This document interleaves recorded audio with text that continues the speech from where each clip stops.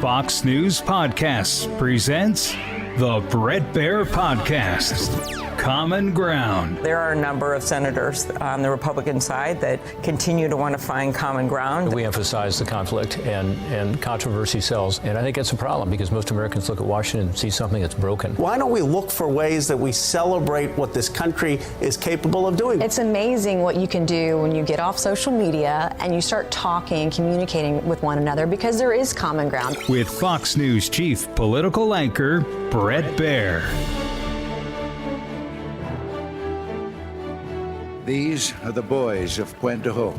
These are the champions who helped free a continent. On these beaches, the forces of freedom turned the tide of the 20th century. History will always record where that road began. It began here. None of that would have happened without the men who were willing to lay down their lives for people they'd never met. You are among the very greatest Americans who will ever live. America's worth it. The world is worth it. Then, now, and always. 6 presidents delivering speeches on D-Day. It's time for our Common Ground segment, where we explore bipartisan solutions to tough problems. We're joined by 2 members of the West Point graduating class of 2004. In fact, they were in the same company. Michigan Republican Congressman John James and New York Democratic Congressman Pat Ryan. Thank you both for being here. In fact, not only the same company, you lived across the hall from each other? That's right. We even helped each other out on homework every once in a while. Well, it was more Patrick helping me. He was one of those star Reese guys who got the high GPA. Some of us had to major in graduation. Go. 2 sides of the aisle now, but working on a bipartisan piece of legislation for veterans. Before we do that, I want to talk to you about this day, what it means to both of you, what those images mean to you from Normandy, and what President Biden said in that speech. First to you, Congressman James. Well, I mean, plain and simple, a unified America is undefeated. And days like D-Day remind us of that, which is why I'm so proud to serve with my good friend and West Point classmate in Congress, Patrick Ryan, that we can see past the partisan divide and recognize why we're serving in the first place, is to make life better for people in our districts, life better for people in our states, life better for people in the United States of America, and we've dedicated our lives to selfless service, starting when we were 17 years old, going to West Point. Congressman Ryan? Yeah, well, I'm proud to be on with John, and thanks for having us. And look, it was the greatest generation, and they defeated evil abroad. They brought the country together at home. They built an incredible 20th century for our country. That is what we need desperately right now. Patriots, not politicians, patriots who actually believe in the country. As John said, we're stronger when we're together. And so it's an honor to be talking about that generation today, 80 years later. God bless them. You know, you both were in West Point. You were sophomores when 9/11 happened. You graduated in 2004. I covered the Pentagon during that time for 6 years, and I covered Don Rumsfeld, the late Don Rumsfeld, who was Secretary of Defense. I rarely saw him get emotional, ever, really, except at your commencement address in 2004. Take a listen. As have the brave generations of the past, you too will face the enemies of freedom. And because of who you are, and because of what this academy stands for, there is no doubt of your success. And let me add a word about the young men and women you will have the privilege to lead, the American soldier. They are the sons and daughters of America and some of the finest people you will ever meet. Take good care of them. Lead them and respect them.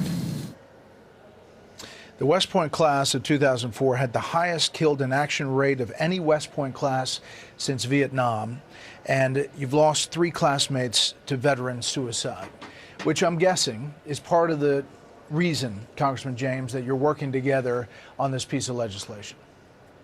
Yes, the Veteran Entry to Apprenticeship Act is just one step that we're taking to smooth the transition back from military service.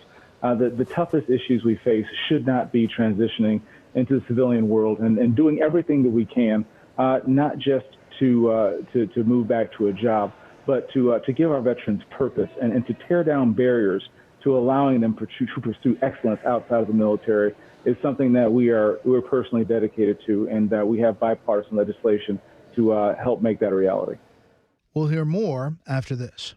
The National Veteran Suicide Prevention Annual Report has 6,392 suicides. That's 17 and a half per day. Congressman Ryan, it's a big problem. Well, it is, and we've now lost more post 9/11 veterans to suicide than we lost in active combat. And that has to be a wake-up call. It certainly is for John and I and a lot of our veteran colleagues. I'm actually wearing a memorial bracelet right now with the names of our classmates who we lost in those wars. And this bill and a lot of other work we're doing helps our veterans that put their life on the line transition back. And just the way the GI Bill did for my grandfather's generation, both my grandfathers actually, after World War II, this is an effort to really make sure that we're wrapping our arms around those that put it on the line for the country, and that there's flexibility in how they can reconnect, get educated, get to work, provide for their family, have purpose, have team and camaraderie, and I'm really proud to work on it with John. I want to ask a substantive thing, Congressman James, first to you. This is the president talking about weapons being used inside Russia, weapons that were sent to Ukraine with ABC. Take a listen.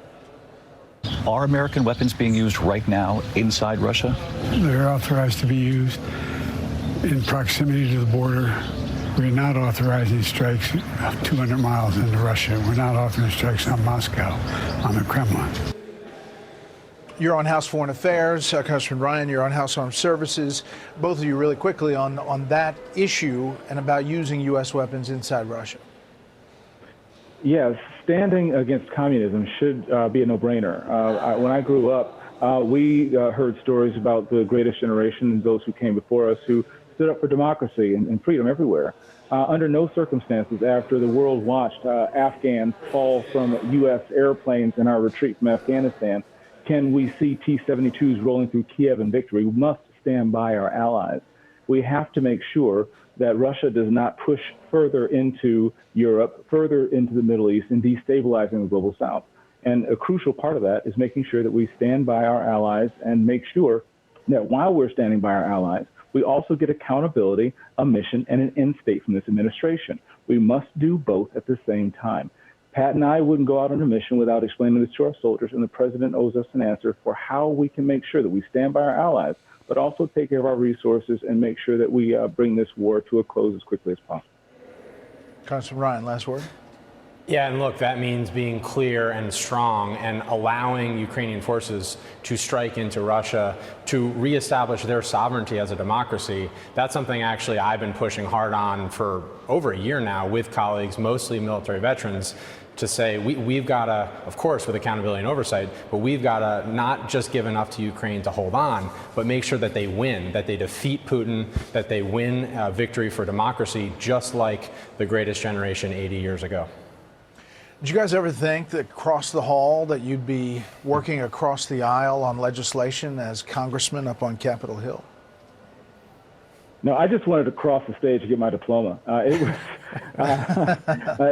was one foot in front of the other. Mission first, and the Lord will take care of the rest. But it was an honor to graduate from West Point. It's an honor to continue my service with Congressman Pat Ryan.